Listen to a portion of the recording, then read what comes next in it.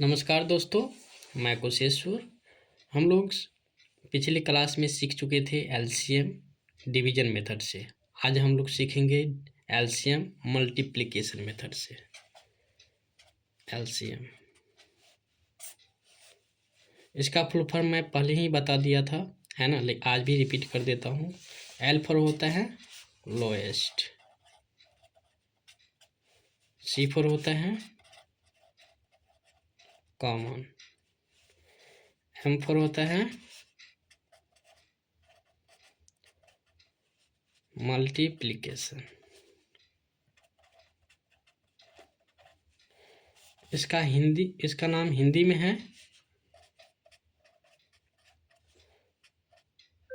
लघुत्तम समापवर्ती।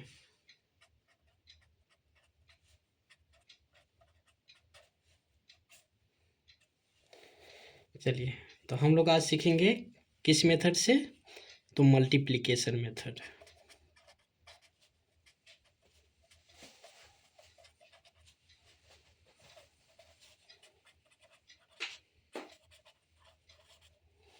Multiplication method समझने से पहले आपको एक चीज़ याद रखना है, इसमें हम अभाज्य गुणनखंड विधि से बनाते हैं। तो अभाज्य गुणनखंड विधि जो होता है, जैसे कहते हैं अभाज्य संख्या, अभाज्य संख्या, तो इसे परिभाषित करने के लिए हम ऐसे लिखते हैं, ऐसी संख्या जो एक और खुद से विभाजित हो उसे हम अभाज्य संख्या कहते हैं। लिख देता हूँ मैं, जिसको याद नहीं होगा याद कर लीजिएगा। ऐसी संख्या जो एक और खुद से विभाजित हो उसे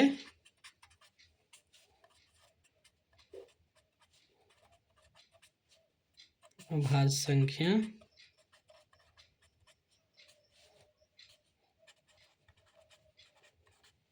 कहते हैं।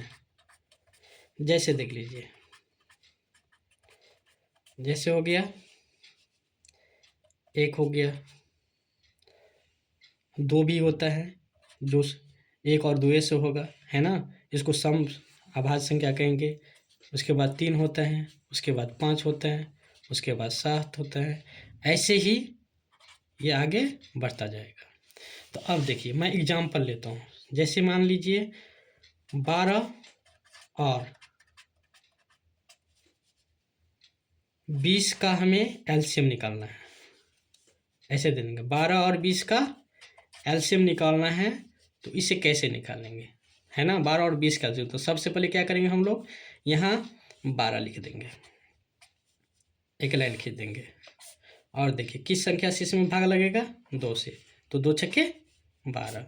फिर यहाँ लिखेंगे 2 तिया 6, फिर 3 एका 3। जब तक 1 नहीं आई तब तक आपको भाग देते रहना है। फिर इधर लिख देंगे 20। फिर देखिए 2 धन 20। अब देखिए 2 के पहाड़ा को पढ़ेंगे तो कितना बार में आएगा, 2 पंचे 10। फिर 5 के पहाड़ा को पढ़ेंगे एक के बारे में, तो 5 एकम 5।